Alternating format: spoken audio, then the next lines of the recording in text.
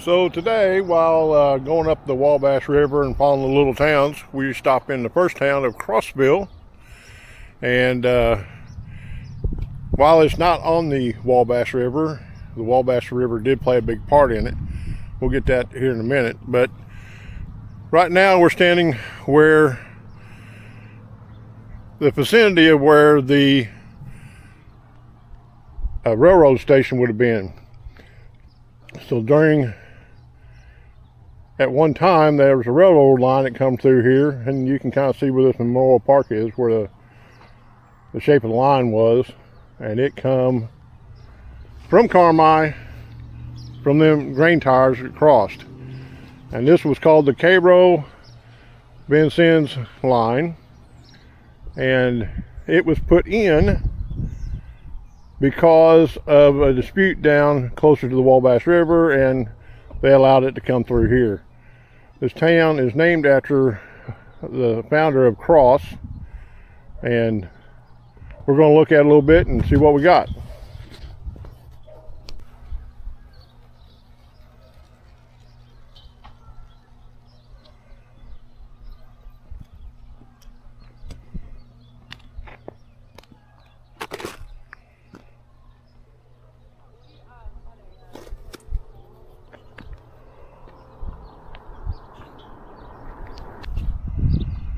Right there is the post office for Crossville, and there's a little bit of the old stores and stuff is still left. As I said, the Wabash River played a part because up this road, where that stoplight is where Highway 14 comes in from the east, and it used to be a bridge across Wabash there.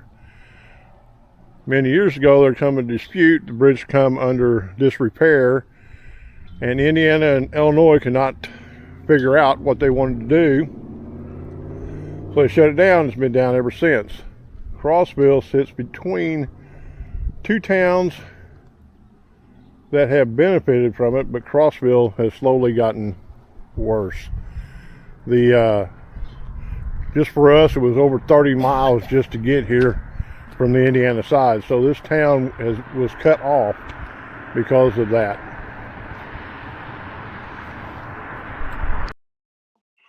So now we're going to head out of Crossville, and we're going to head up Route 1, and here in a minute you'll be able to see the bridge that or what used to be the bridge going underneath the railroad crossing for Cairo and the Vincennes rail line.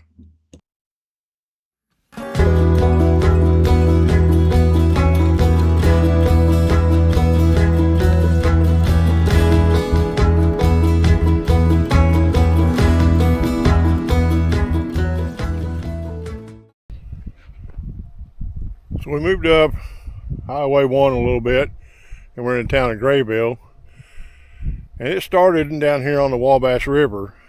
And if you look kind of right over there, you can see this big oxbow, and that's how the Wabash River used to flow. And so this is where then there was another creek right over here that went into it, and that kind of gave safe harbor for people to get out of the weather and stuff on the river. So it was kind of developed down here, and this town was founded by a couple brothers by the name of Grayville. A few years ago, because the Corps of Engineers doesn't do anything to route the Wabash River, this oxbow got cut off, and the Wabash River now flows mainly over in that way. So you remember that the Cairo and Vincennes Railroad come through, and this right here is the train station where that come through.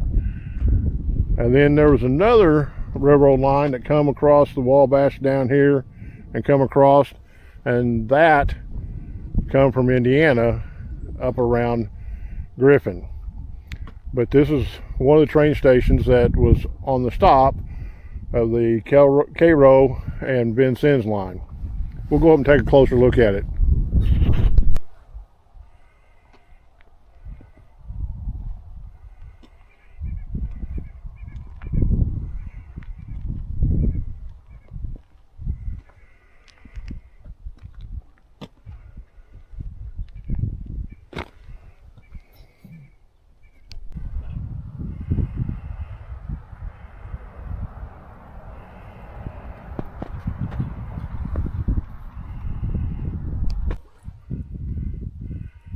They have an old caboose sitting on a rail here that you can actually get up and tour in. It's locked up right now because everything's winter and closed up, but that's okay. On one end here we have a little bit of a picnic area. You can sit out and enjoy a meal or get-togethers. This is part of a tourist attraction for Grayville. That'll give you a better view of the oxbow.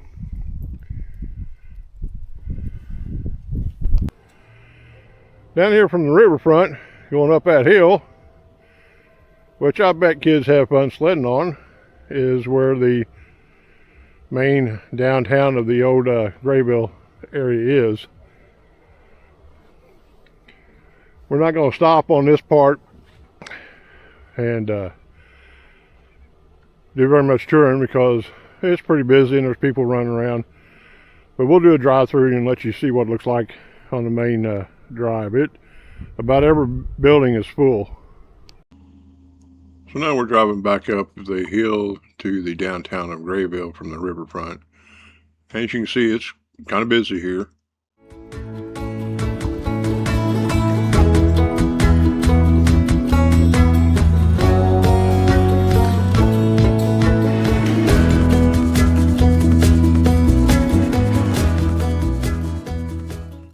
We're going to pull over here and get a shot of the movie theater. It's off to the side here.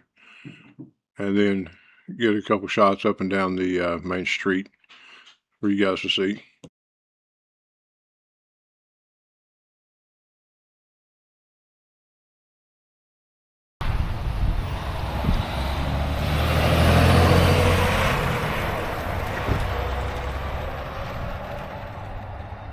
This house here is one of the Gray family members, and it's a historic landmark. So Grayville started out as an agricultural town, and then when the oil was discovered in the Wabash Valley area, it became a big boom town for oil, and it still has a lot of ties to oil. The thing that keeps it going versus Crossville and others is the fact that just down the road, Highway 64 comes in and goes past it, and then also the way you see that car going up there is another highway 130 that comes in. So this town's got kind of focal points. So it is starting to come back again, and this is one of the towns that's kind of survived the Wabash River bridge being closed in New Harmony. So this here, you can go and get on the highway in about 2 hours. You can be in Mount Vernon, Illinois, or a little under an hour you can be in Evansville. Now we pulled off Highway 1. We're going to go through the small town of Kingsburg, and it was a stop along the Cairo, Illinois to Vincennes Rail 2. As you can see, there's not much left of this town here.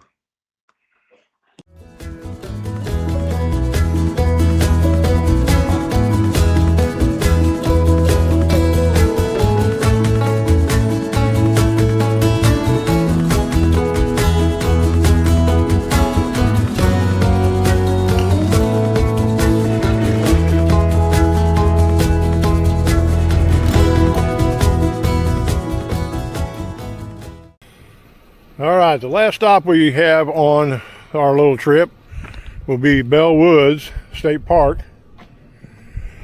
And it's off the Wabash River, and it's it is a old growth woods that has 6 miles of trails that they maintain and a camping ground. Everything's kind of closed up, so we can't go view everything, but they do have, it looks like the trails, some of the trails cleared off, so that looks pretty nice.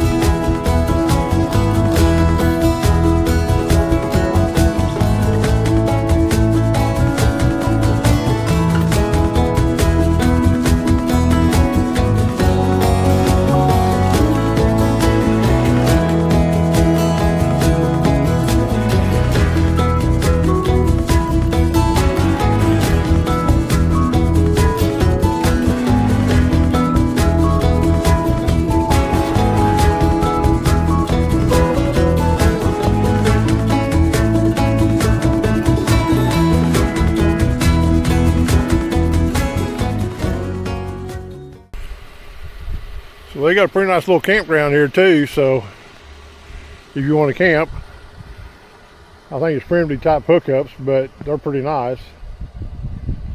There might be some electrical hookups. I don't know, I didn't pay close enough attention. But we were thankful the pit toilets were open, even though it was pretty cold in there.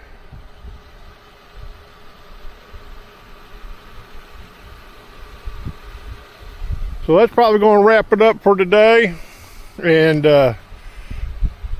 if you like what you see, subscribe and like the video and share it if you got it. Later.